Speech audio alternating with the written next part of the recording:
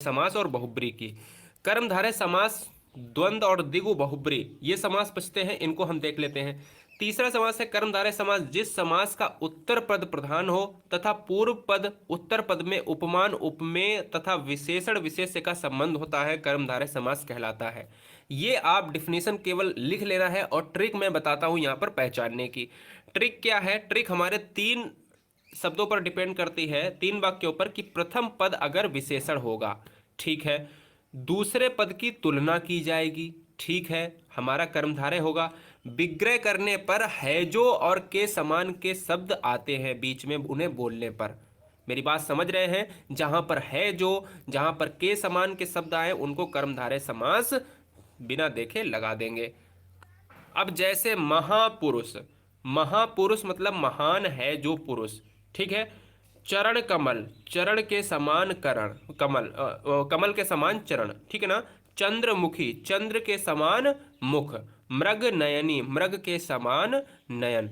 अब बात आती है कि इनमें अगर यहां पर नीलकंठ होता, नीला है कंठ जिसका, तो हमारा बहुब्री हो जाता है ना। नीलकंठ कर्मधारय भी हो सकता है, बहुब्री हो सकता है, इनमें डिफरेंस जानेंगे, ठीक है। बहुत अच्छे सभी कैंडिडेट का। और एक चीज और बता देते हैं, डिफरेंस जानने से पहले आपको नीचे एक लिंक मिल जाएगी कि चौराहा, चतुर्भुज, तिरंगा, तो यहां पर जितनी संख्या निकल रही है, चार चार तीन, चार चार तीन, है ना, तो ये सभी क्या हो जाएंगे? आपके हो जाएंगे द्विगु समास।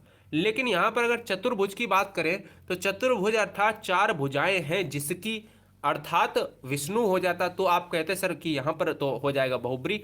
लेकिन अगर बहुब्री समास ना दिया हो वहां पर ऑप्शन में और दिया हो द्विगु समास, तो द्विगु समास हो जाएगा उस समय आंसर, इस क्वेश्चन का आंसर। अगर द्विगु और बहुब्री दोनों ऑप्शन में दिए हों तो हम सबसे पहले किसको प्रेफरेंस करेंगे? हम पहले, सबसे पहले हम बहुब्री समास को प्रेफरेंस करेंगे, ये दिमाग ध्यान से रखना है। हम लास्ट में एक नोट पॉइंट भी बताएंगे, वो इंपॉर्टेंट है आपके लिए। अब हम आते हैं, हम दो शब्द में हम खत्म कर देते हैं द्वंद्व को और फिर चलते हैं बहुब्री पर।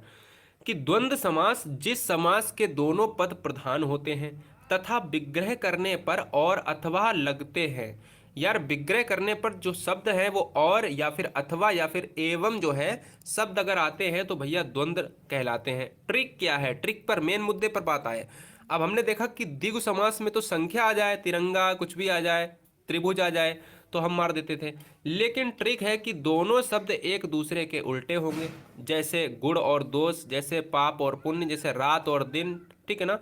ये शब्द जो है एक दूसरे के उल्टे होंगे, दोनों पद प्रधान होंगे। हमने पहले अव्ययी भाव में पढ़ा था कि पहला पद प्रधान होता है, तो इसमें हमारा दोनों पद प्रधान होंगे।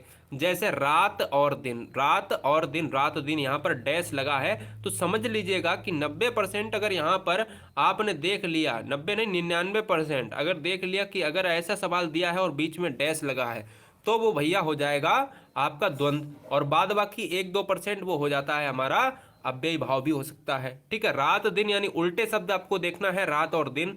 पाप और पुण्य, पाप एक तरफ कर रहा है, एक तरफ पुण्य, पाप और पुण्य हमारा द्वंद्व हो गया। गुण और दोष, ये दोनों विलोम है, तो गुण और दोष यानी उल्टे शब्द हों और उनमें और अथवा एवं का लोप होता है, द्वंद्व समास कहलाते हैं। बिल्कुल सरल है। द्विगु